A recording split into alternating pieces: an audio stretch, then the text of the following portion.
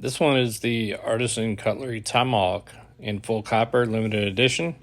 You normally wouldn't cut into a limited edition, but it's not a valuable one. I flame anodized the hardware and pocket clip.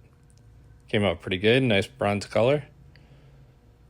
And I also flame bronzed the liners, which one of them didn't take very well, but it still looks okay. The grooves cut in the scales are at a 60-degree angle to match the speed holes that were already milled into the scales.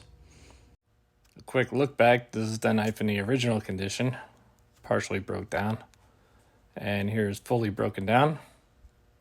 And the scales raw in original condition. And one that I already modified. And both of them modified. And those were when I finished it and flame bronzed everything. And here's the finished product all put back together. The blade is acid etched and stonewashed with a 16-degree sharpened edge at 400 grit. For a toothy edge, it slices very nice. I also cut some grooves into the top of the blade to match the ruggedness of the knife.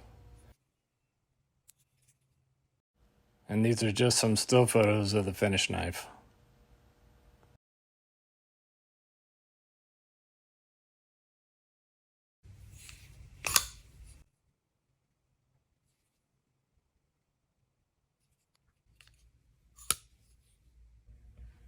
This is another Artisan Cutlery knife that I did. It is the Artisan Traditional in full copper with a copper backspacer that I cut in a Nessie pattern.